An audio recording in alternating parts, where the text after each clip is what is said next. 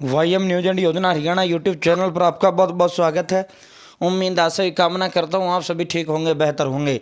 आज गुरुवार 2 नवंबर 2023 हरियाणा सरकार बिग ब्रेकिंग और हरियाणा सरकार महातोहफे चंडीगढ़ से बुढ़ापा पेंशन 6000, 100 गज प्लाट फ्री, 500 का gas cylinder, family ID, 3 lakh, CM की बड़ी बड़ी घोषणाएं, ऐलान।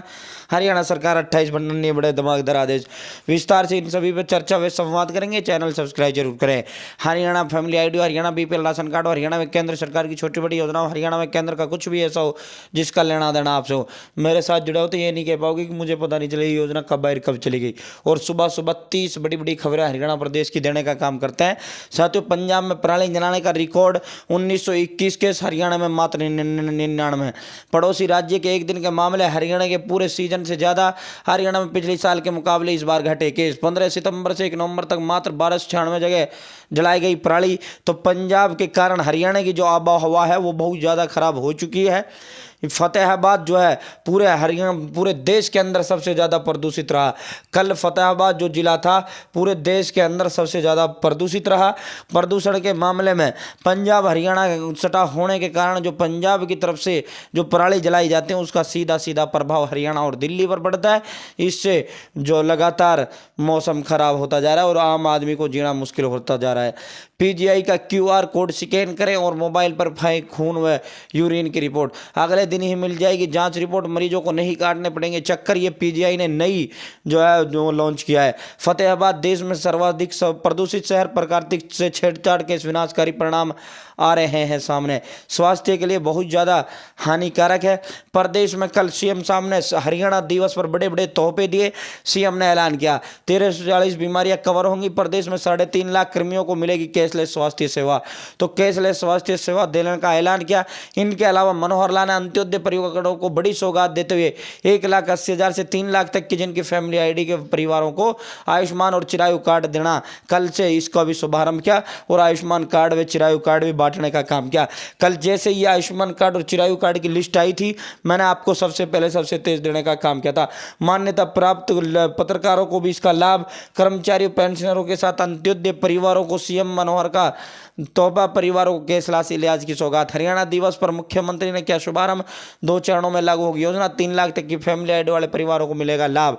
पहले चरण में 1055 बीमारियों को शामिल किया गया। वहीं 1 नवंबर हरियाणा दिवस पर रादौर यमुनानगर में पूर्व मुख्यमंत्री भूपेंद्र सिंह हुड्डा ने बड़े बड़े ऐलान किए।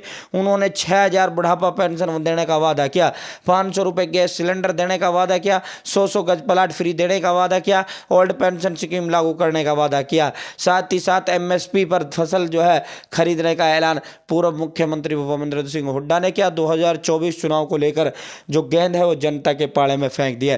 अंत्योदय का महासम्मेलन आज आयोजित होने जा रहा है।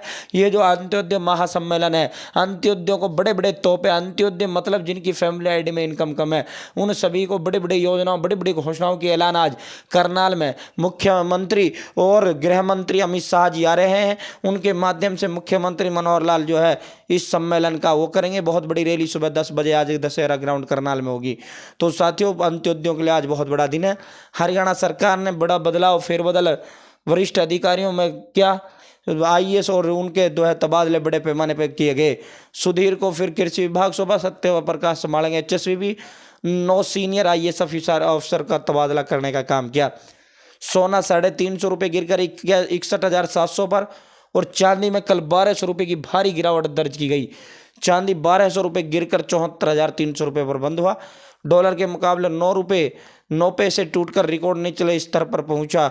रुपया 83.33 पर पहुंचा रुपया। समाज के अंतिम छोर पर रहने वाले परिवारों को होगा सम्मान। हरियाणा के करनाल में आज अंत्योदय महासम्मेलन। गरीब का सरकार पर पहला हक, सीएम मनोहर लाल।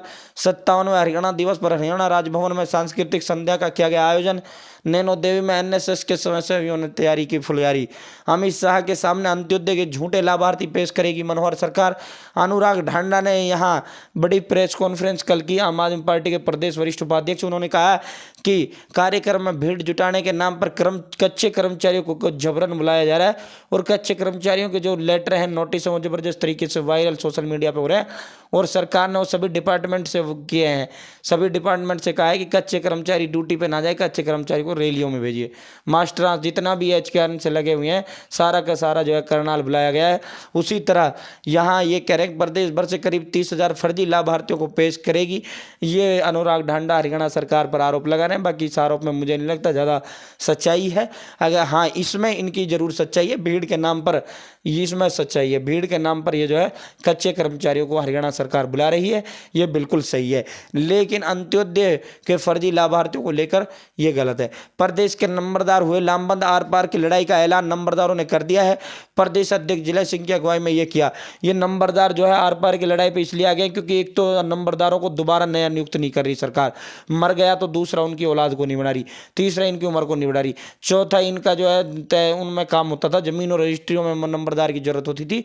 अब जमीन और रजिस्ट्री बिना नंबरदार के होंगे, नंबरदार खत्म कर दिया गया है, जो परसों भी हमने आपको दिखाया था, परसों प्रकाशित हुआ। तो इसी को लेकर जो है इन्होंने बिल्कुल फूंक दिया है सरकार के खिलाफ। चुनाव से पहले प्रदेश की सभी सड़कों का होगा कायापलट, क्षतिग्रस्त और मरम्मत योग्य सड़कों को प्राथमिकता, PWD को आवंटित किए 3700 करोड़ रुपए। तो भाई 3700 करोड़ रुपए में पूरे प्रदेश की सड़कों का जो है कायाकल्प होगा। चिता से खोपड़ी निकाली, तांत्रिक काबू साथ ही फरार। ये भाई गांव बाता के शमशान भूमि में एक बुजुर्ग की जलती चिता के साथ तांत्रिक क्रिया करने का मामला सामने आया है। मृतक बलवंत के सौजन ने एक तांत्रिक व 4 अन्य लोगों पर अस्थियों को खुर्द-बुर्द करने का आरोप लगाया। अब इंटरनल असेसमेंट के अंकों की प्रैक्टिकल परीक्षाएं भी कराने की तैयारी में हरियाणा बोर्ड। राजपूत समाज को अपशब्द कहने पर वीर गुज्जर महासभा के राष्ट्रीय महामंत्री अमित आर्य पर केस दर्ज कर लिया गया है। राजस्व को चोट पहुंचा रहे अंतर्राज्यीय लोकेशन माफिया, कर चोरी खनन और अधिकारियों की लोकेशन का खेल, 1500 से 2,500 रुपये तक रोजाना कमाते हैं पीछा करने वाले। हमारी सरकार बनने पर 2 डिप्टी CM बनाएंगे, अभय चौटाला। विधानसभा चुनाव में सरपंचों को 11 विधानसभा सीट देने का ऐलान भी अभय सिंह चौटाला ने किया। भाजपा प्रभारी ने जिला अध्यक्षों से एक-एक करके की मुलाकात। बहुत जल्द प्रदेश अध्यक्ष बदलने के बाद हरियाणा में ये भी आपको बदलते हुए देखने को मिलेंगे। डिपो धारकों को भी रैली में लाने के लिए 5-5 लोग बोला गया। अपनी कड़ी मेहनत से हरियाणा आज विकास में अग्रणी। हरियाणा दिवस पर प्रधानमंत्री सहित के नेताओं ने दी हरियाणा दिवस की शुभकामनाएं। डॉक्टर KC शर्मा बने उच्च शिक्षा परिषद के चेयरमैन। ED और CBI का दुरुपयोग कर रही भाजपा सरकार। डॉक्टर सुशील गुप्ता। झज्जर के गांव रोहद में नशे के खिलाफ निकाली जन आक्रोश यात्रा। दिवाली से पहले भरा खजाना, आर्थिक तेजी और खपत ने बढ़ाई GST वसूली। पेट्रोल डीजल बिक्री में 5% तक की रही बढ़ोतरी। विनिर्माण गतिविधियां 8 माह के निचले स्तर पर। भाजपा ने प्रदेश में झूठ, छल, प्रपंच, भ्रष्टाचार, बेरोजगारी और महंगाई के पूरे किए 9 साल। कुमारी सैलजा।